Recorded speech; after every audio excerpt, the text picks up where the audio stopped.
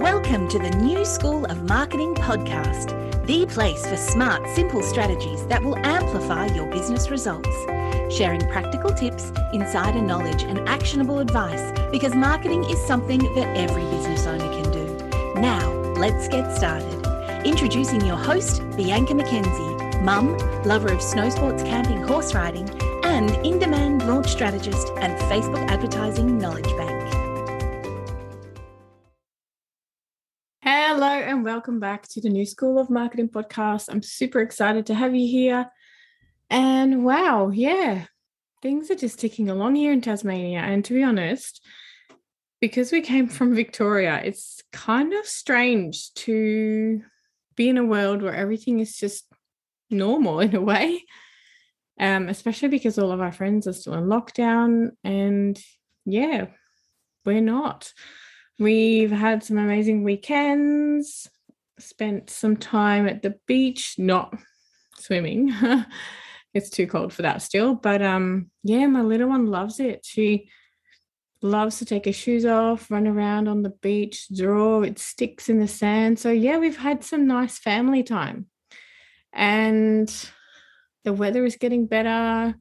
As I'm recording this, I'm just literally watching lots of little wrens, little birds in my garden. So living the good life, which is kind of in a way strange because so much of Australia is still in lockdown. So sending you big hugs, COVID-free, safe hugs, virtual.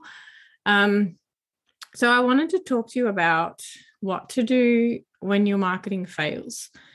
And we've all been there. We all go through these things where we try something and it doesn't work. So I really wanted to talk to you about that. But firstly, I want to say that there is no such thing as failure in my mind. I see each obstacle as a learning opportunity rather than a failure. But I had to select a title for this podcast. So now that you know that in my mind, there is no such thing as failure, I want you to look at your marketing activities as learning opportunities. And I want you to let the data tell you what's not particularly working for you and use the data to improve your results. So before we say that something is a failure, we need to look at a number of things because it might be a failure in your eyes, and I'm using air quotes here, but your data might actually tell a different story.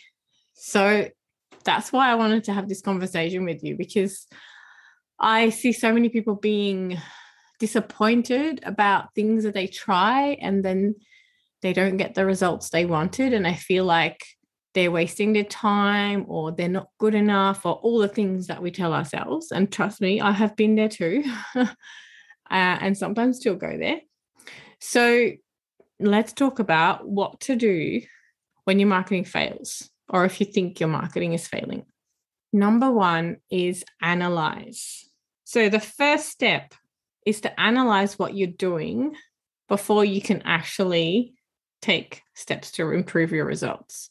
So knowing where you are right now is a key to creating a plan for improvement. And this is why I love marketing and marketing data so much, because it tells you a story, but it also sets, in a way, not necessarily a benchmark, but a starting point. And if you don't know where you are right now, then how are you going to improve that? Because you just don't know. So set that starting point. If you don't know that, you can't plot out your destination. It's the same as going on a road trip. If you don't know where you are right now, but you do know where you want to go, it still can't find that destination because it needs to have a starting point. So start by evaluating what results you have achieved, even if they are not what you were hoping for. So look at the numbers.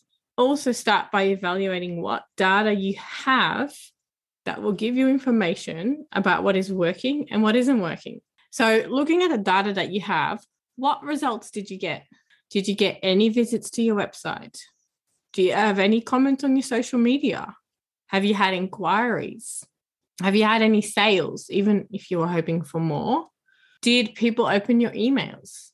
There's all these numbers that we need to look at Because if we don't know how many people went to our website, if we don't know how many people commented on our social media, or at least how many people saw it and engaged with it, if we don't know anything about our inquiries and sales, or how many people opened our emails, we're kind of flying blind, and we wouldn't even know how to improve it.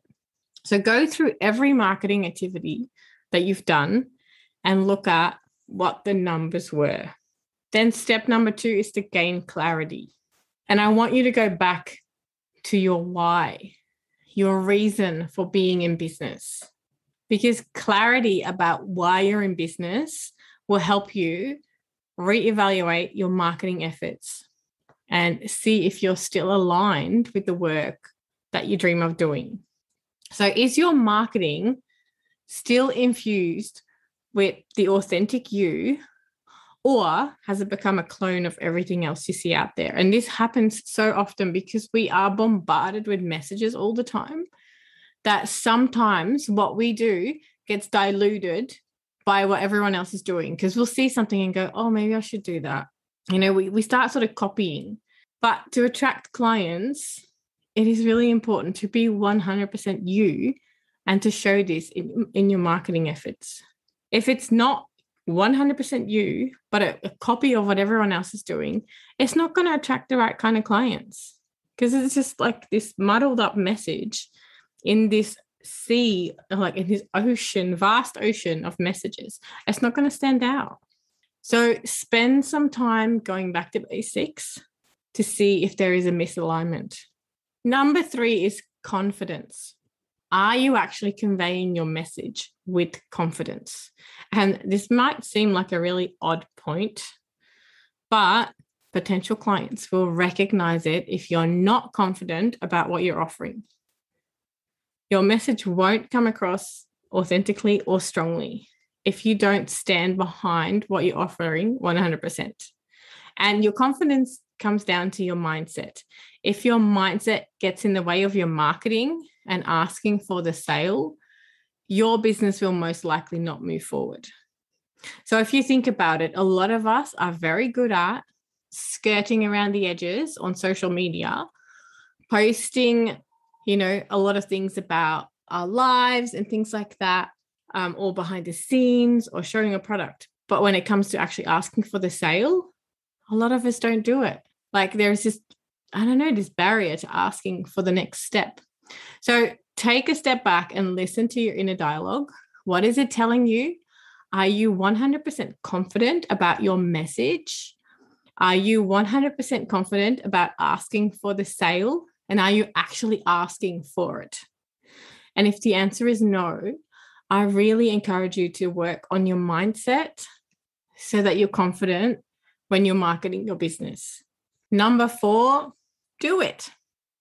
Like Nike says, just do it. So often when our marketing isn't working, we might feel a bit deflated and honestly ready to throw in the towel. And I've been there many times. And it's totally understandable. And you're not the only one who feels this way. Trust me, I've been around the block plenty of times and I know that that's how people feel. But this approach won't get us anywhere. So in order for people to find us and actually work with us and buy from us, we do need to focus on marketing activities. And I know it's still got a bad reputation, and a lot of people, they kind of go, oh, icky marketing. The way I see it, I don't see it as selling, and selling is still important. Like you do need to sell, but also as serving. Good marketing does more than one thing. So it's time to evaluate all that you've done, pick ourselves up, and try again, because we need to do this. If we don't market, people cannot find us. It is literally letting people know how to find you and how to work with you. And if you don't do that, they're not going to find you. It just doesn't work. And number 5, refine. So after we've evaluated our first efforts and we've made some changes and some improvements for the next kind of marketing activities, it is time to keep evaluating and refining what we do. I know it sounds super boring, but this is the key. You need to keep looking at what you're doing, what is working, keep measuring, and then refine what you do, because at some point you're going to hit an absolute sweet spot and clients are going to come pouring in. So keep trying, keep looking at your numbers and evaluating it, keep making improvement or subtle tweaks, and keep refining it. It honestly is, I wouldn't say it's that easy because it does take time. Just keep your big why in mind. Keep your message in mind. Don't let it get muddled with everyone else's message, and keep focusing on what you are here to do. But you need to know that your numbers are important. You need to know your starting point before you can get to your final destination, or at least on the road. So if you want some help with this, if you want some feedback on your marketing strategy, or you want to ask me some questions, I do offer limited one-on-one sessions. And we can literally tackle any marketing questions you may have, whether it's Facebook ads or anything else marketing related. I am happy to help you. But there are limited one-on-one sessions. I'll put the link in the show notes. If you want to get in touch with me, please do so. I really want to help you, and I want your marketing to work. All right, that's it for this week. Thank you so much for joining me on this episode of the New School of Marketing podcast. I hope it was helpful, and I can't wait to share more marketing tips with you next week. If you are ready to take your business to the next level with Facebook and Instagram advertising, make sure you visit newschoolofmarketing.com to download practical free resources, plus subscribe to the podcast and never miss an episode. I can't wait to go on this journey with you. Until next time, take care and market your business every day.